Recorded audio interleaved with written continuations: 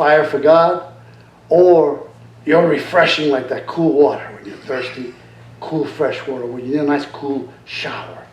When people see that in you, they're going to want what you have. God is calling you to reach even the lukewarm that go to church. So how do I answer God's call? 3 words. Number 1, prayer. Pray regularly. I'm not saying spend an hour. I'm not saying spend a half hour. That's between you and God. But pray regularly. Pray. What is prayer? Talk to God. Talk to God. Demas Shakarian would sit in the chair and talk to God that way. He was older already. Maybe because of his joints were difficult. And God used him to touch the world with the full gospel businessmen. And they reached the world. They reached many, many highly successful business people for Christ. And they did a lot of wonderful works. And I heard him one day say, well, people talk about prayer. Brother Demas, how do you do? I just sit down and just talk to God, man. He didn't say, man. I threw in the man. Just sit down and just talk to God. Wow. Heavy. Everybody waiting for some heavy, deep revelation. I sit down and talk to him. Like Gideon. The Lord just sat down under the tree to talk to him. He talked to Gideon. Whoa. Okay, number 1, how do I answer God's call? Prayer. 2nd, faithfulness. Be faithful to God in your church attendance and in your finances. And those of you that are here, you qualify. So keep doing it.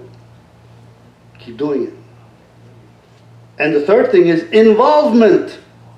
Get busy telling somebody about Jesus. And this is where a lot of us miss it. We live for the Lord. We have good lives. We're living people, we're a walking, moving Bible, and they see that. And that is all important. So just take the next step and get involved in telling somebody. Pray. Lord, who can I speak to today? Have somebody cross my path that needs to know about Jesus. Somebody. Get busy telling somebody about Jesus. Get busy telling somebody. Pray. Be faithful in your attendance to the house of God and in your finances, because that's important.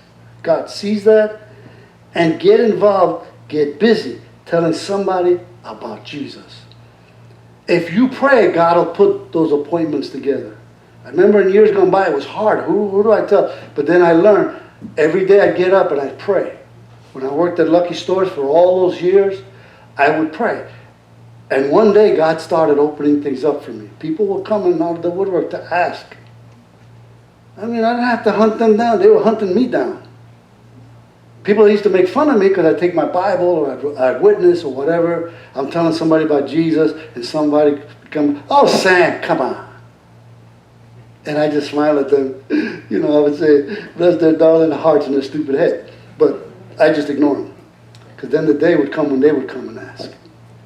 So, pray, and the Lord will bring people. And you tell them about Jesus. Don't tell them that they're going to be rich. Please don't tell them about the 100-fold return. Please don't do that. Don't tell them you're going to cast out devils. Don't tell them who Jesus is to you, that he came to save them. All that other stuff they can learn in church. They can learn it the right way from the Bible in balance, and then it'll bless them. Because if people come to the Lord for the wrong reasons, they'll leave for the wrong reasons. I've seen it over and over and over. Get them in for the right reasons. What's the right reason, Pastor Sam? There's a heaven to gain and a hell to shun. That's the right reason. And then they won't leave because they don't want any part of that hell. They want to keep shunning that hell. That's the right reason. Amen. And then when you're in, of course, he wants to bless you financially with all the ways that he can bless you. But make sure you tell him for the right reason.